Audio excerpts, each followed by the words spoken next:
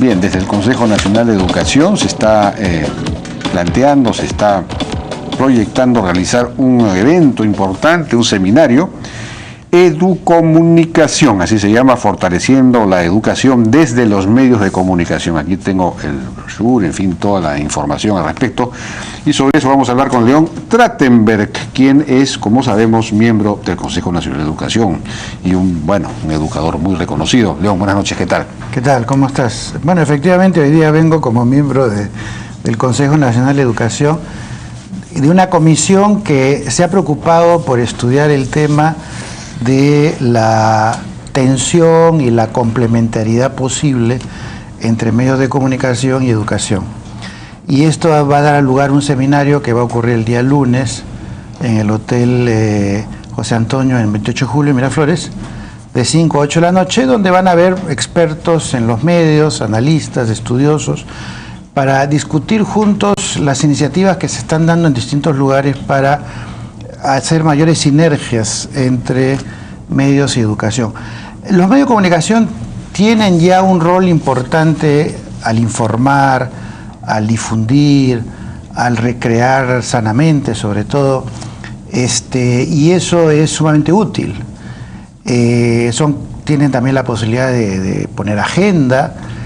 Todo eso tiene algunas aristas que están vinculadas con educación, pero también hay situaciones en las cuales los medios tienen, vamos a decir, efectos secundarios que no necesariamente son positivos si es que no se manejan bien.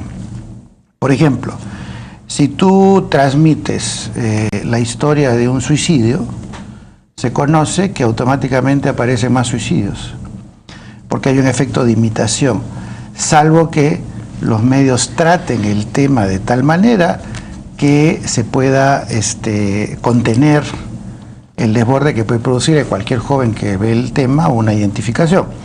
O cuando tú haces entrevistas en temas peliagudos, si uno solamente invita a un lado del problema, el mensaje que estás transmitiendo es que a ti te interesa solamente que se alineen con tu punto de vista, porque no estás respetando la pluralidad, la diversidad, a pesar de que todos aspiramos a que haya un desarrollo del valor del respeto a las diferencias, a la pluralidad, claro, a los distintos puntos de vista. O sea, tú vas transmitiendo en tu manera de ser un medio de comunicación ciertos valores, claro, algunos de los cuales son muy apreciables y otros pueden tener efectos secundarios, como a veces ocurre, pues tú tomas un antibiótico que te hace muy bien a la salud, pero el efecto secundario es que te daña el estómago, ¿no es cierto? Claro. O sea, hay que tener en ese sentido el cuidado para poder ver cómo hacemos para maximizar los beneficios y minimizar en todo caso los perjuicios.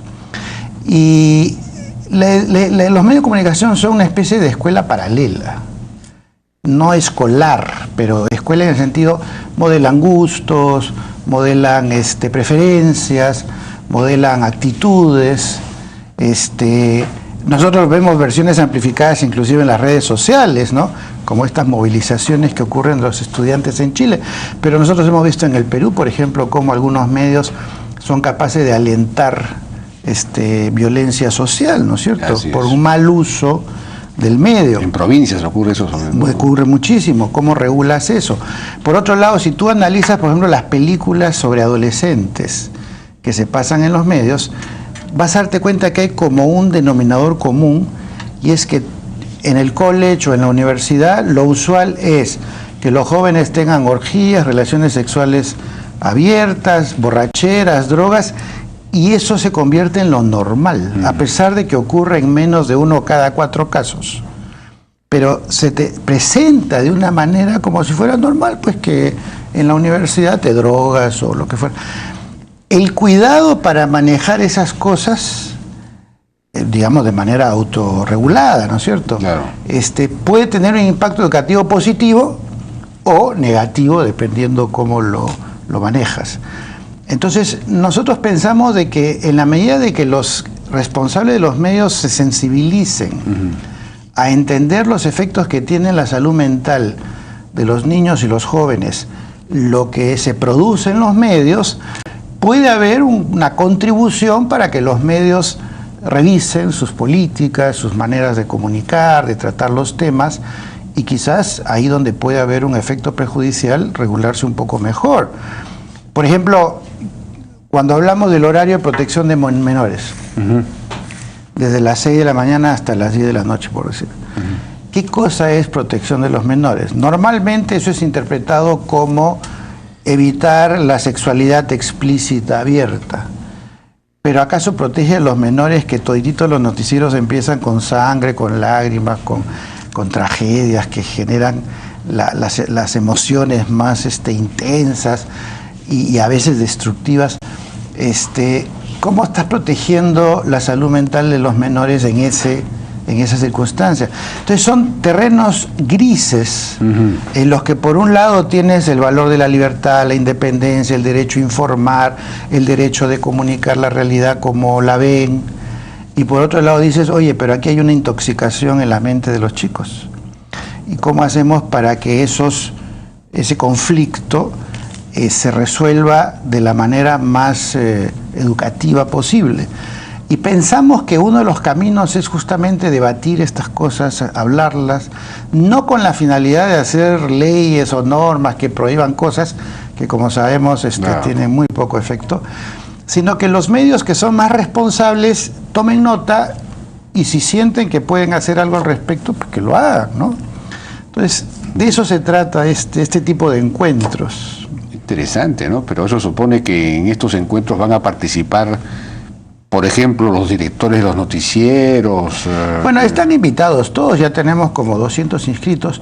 Se invita a todos los medios. Este es coauspiciado por Concord TV del Ministerio de Transportes. Ya. Se ha invitado a los funcionarios del Ministerio de Transportes, se invita a los medios para que participen. De hecho, entre los panelistas hay gente especialista en medios. Entonces, es un esfuerzo que el Consejo Nacional hace para cumplir su función, digamos, proactiva, ¿no? De tratar de poner en agenda temas que quizás pasan un poco desapercibidos, pero que son importantes, ¿no? Porque el asunto, por ejemplo, de la violencia en los noticieros, de la sangre, en fin, el morbo de la crónica amarilla y todo lo demás, tiene mucho que ver con la competencia por la publicidad, ¿no? Desgraciadamente, aparentemente ese tipo de información da rating. Así es. ¿No? Porque la gente está quizás psicológicamente preparada para interesarse por la mala noticia, porque eso es peligro, entonces uno presta atención a los peligros, ¿no?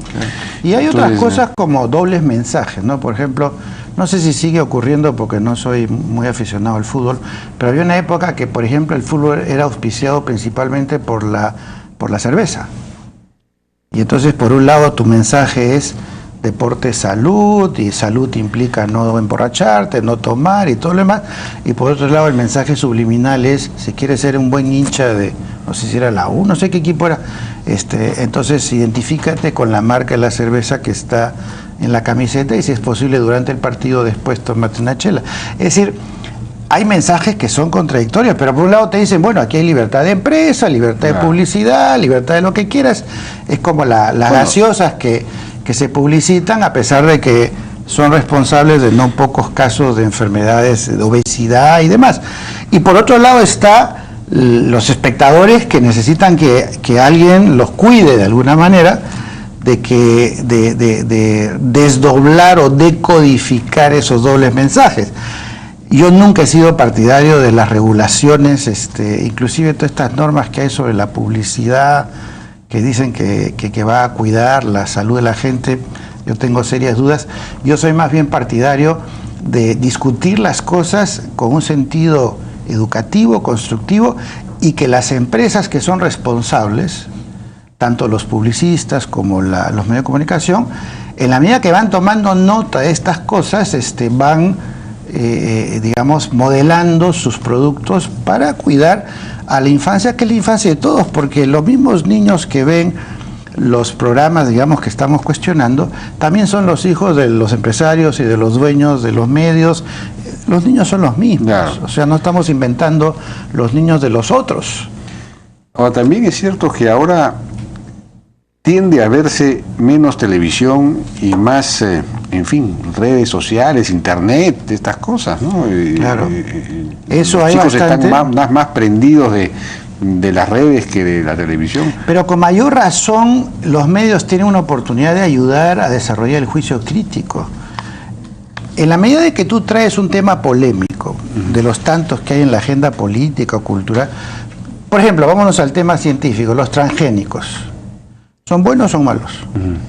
Las antenas de las antenas celulares que están colocando en los techos de las viviendas, que todo el mundo sabe que producen radiación, no está demostrado científicamente, hasta donde yo sé, que hace un daño directo, pero es lógico asumir de que si tú tienes todo el tiempo, digamos, radiación que te cae en tu dormitorio o te cae en tu casa, algún efecto en algún momento va a tener, como ocurría con los cigarros cuando no se sabía que hacen daño y 40 años después la gente tenía cáncer.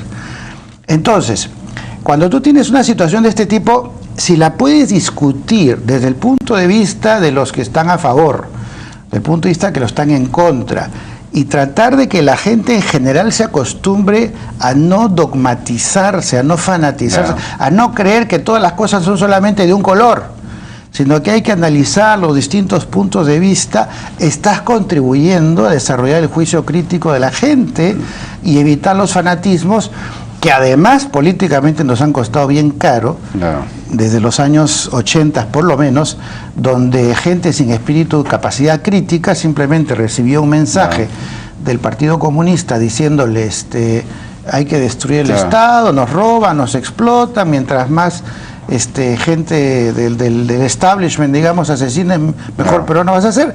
Y entonces, dogmáticamente, tú recibes el mensaje, como no tienes juicio crítico, agarras tu fusil y empiezas a matar. Pues. Esa es la versión extrema.